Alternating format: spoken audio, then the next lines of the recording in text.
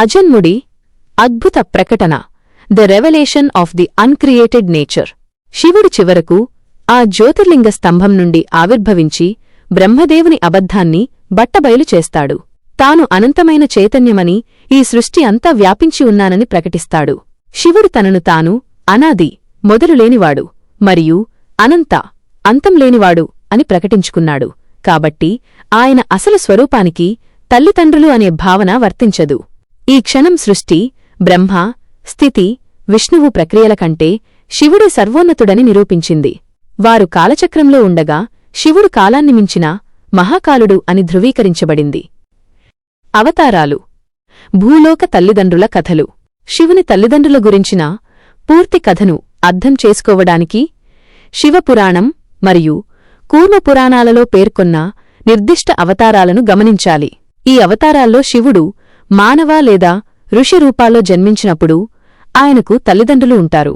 వీరు తరచుగా శివుని పరమభక్తులై ఉంటారు. నంది జననం. శిలాద మహర్షి కుమారుడు. శివుని ప్రధాన గణం మరియు వాహనమైన నందిని కూడా కొన్ని గ్రంథాలు శివుని అవతారంగానే పరిగణిస్తాయి. శిలాద మహర్షి తనకు జనన మరణచక్రం లేని అమరత్వమున్న కుమారుడు కావాలని కోరుతూ 1000 ఏళ్లు తపస్సు చేశాడు. శివుడు ప్రత్యక్షమై తానే కుమారుడిగా పుడతానని వరమిచ్చాడు. శిలాదుడు పొలం దున్నుతుండగా శివుడు పసిబిడ్డగా ప్రత్యక్షమయ్యాడు.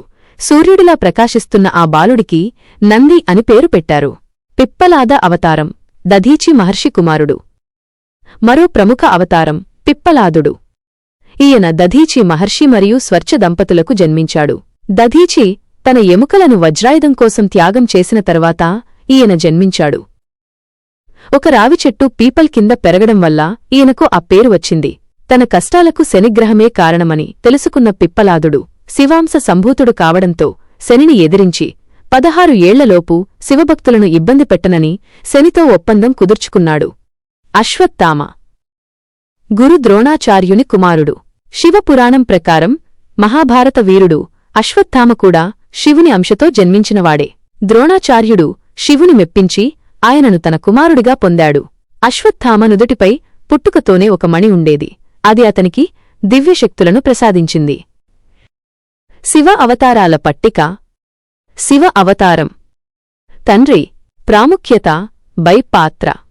నంది శిలాద మహర్షి, కైలాస ద్వారపాలకుడు మరియు శివవాహనం.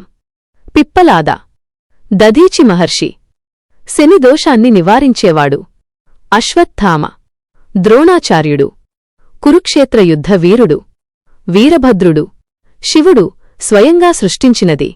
దక్షయజ్ఞాన్ని నాశనం చేసినవాడు. మంగళగ్రహం.